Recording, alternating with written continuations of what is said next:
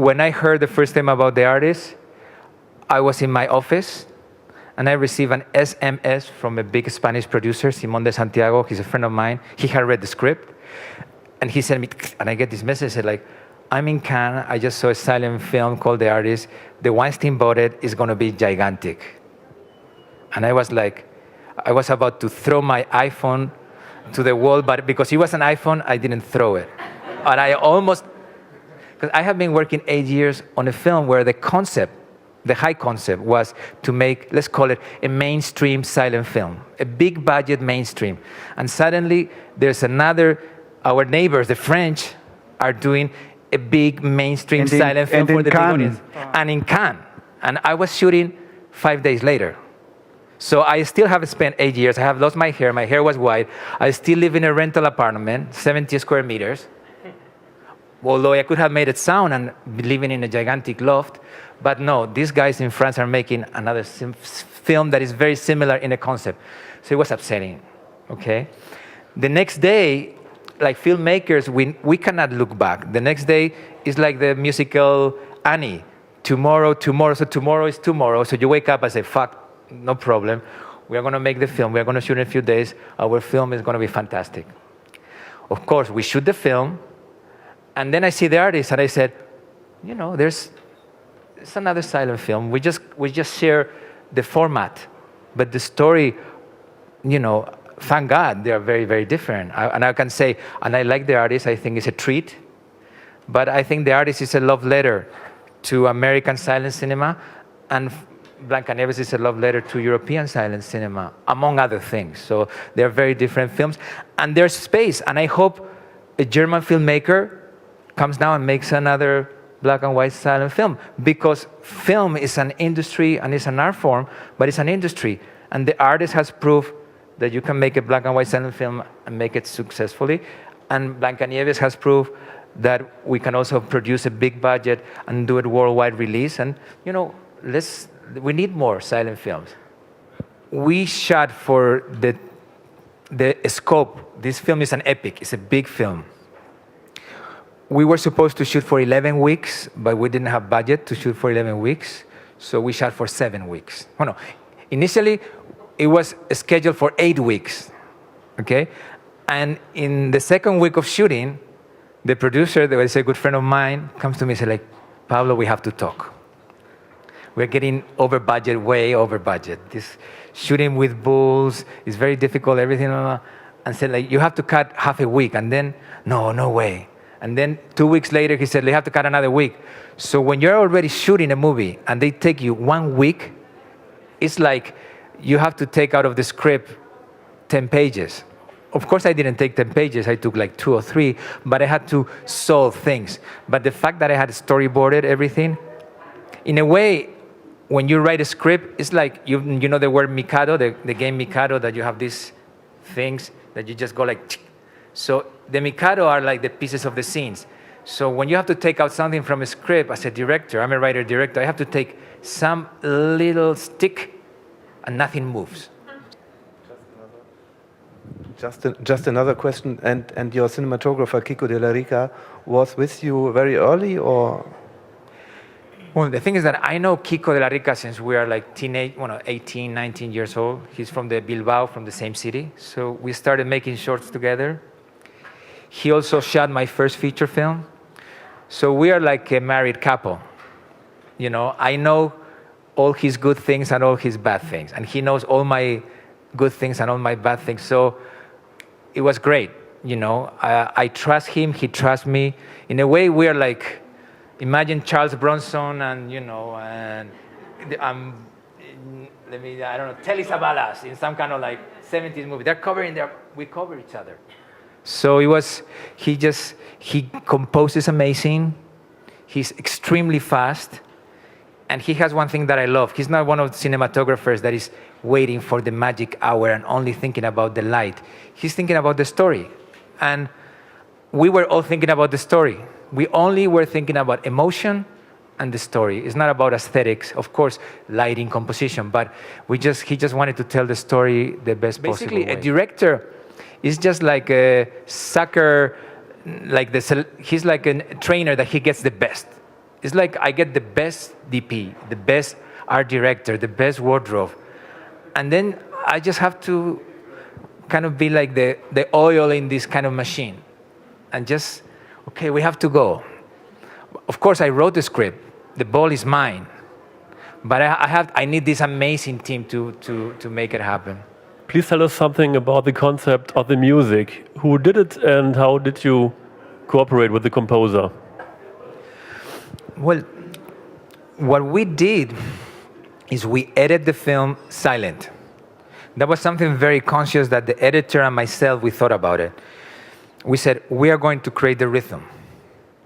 And we are not going to use any temp music, because I'm sure some people of you are filmmakers, a lot of directors and editors, they use temp music from other movies, and they influence too much. So we decided, okay, let's make it silent, let's make the rhythm with editing, and then show it to the composer so he gets inspired by the images, and not try to force him to do a John Williams movie, an Ennio Morricone, or Alberto Iglesias soundtrack.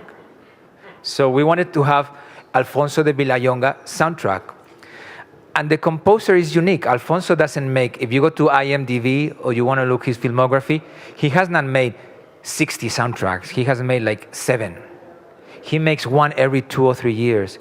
He has his own career as a cabaret pop singer. He's a weird singer, but he makes beautiful music. So he has made Isabel Coixet music, and some other filmmakers. So he's eclectic and weird. So he said, I wanted to make something unique. So I used for temp music some of his music.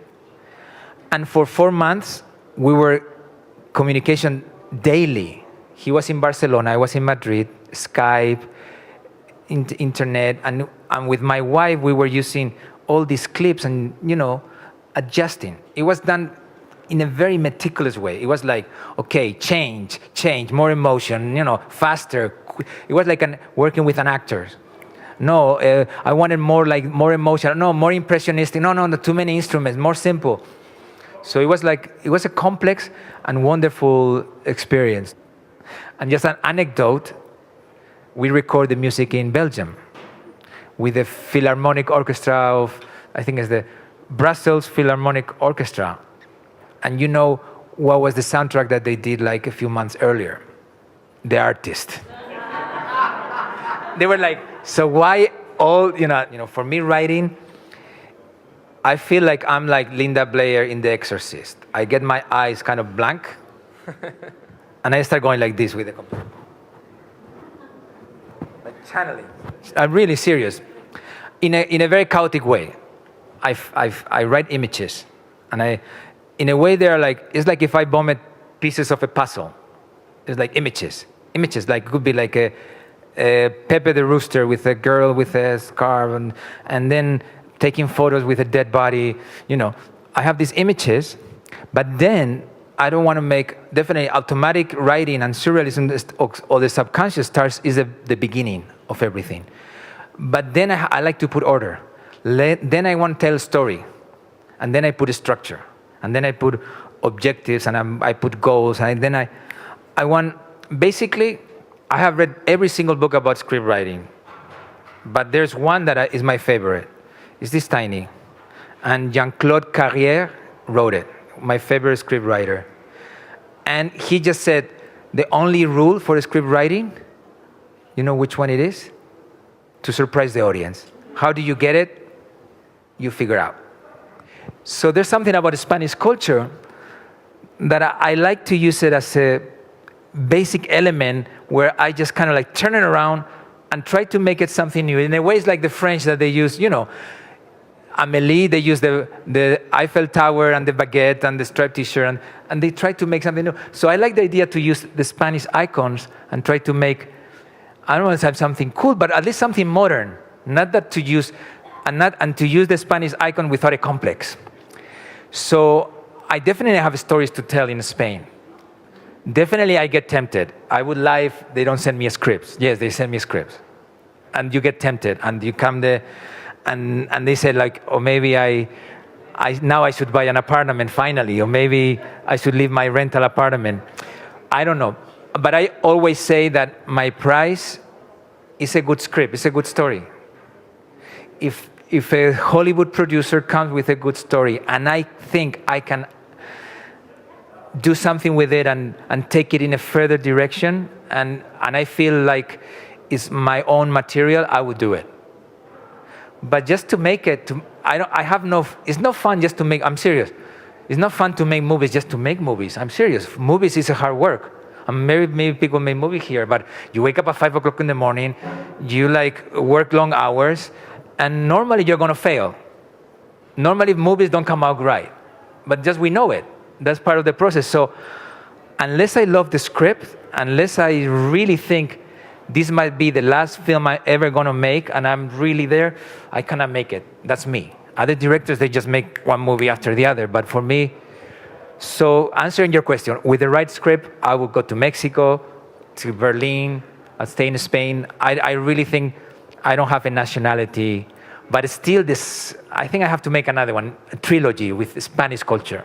Was there an underlying message, or is there any social comment about Spain?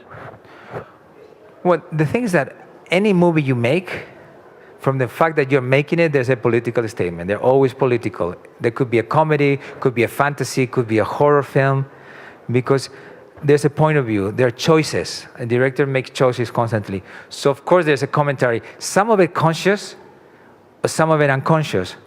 But for me, it all has to do with what I said at the introduction of the film. That is just like, for me, it's more important that you complete the film and that you take your conclusions out of it, which it could be different from him, from her, than me actually explaining what are like the messages or what is, because what I can tell you is that I never start a script saying, I'm gonna make a statement about this, this, and this, and this.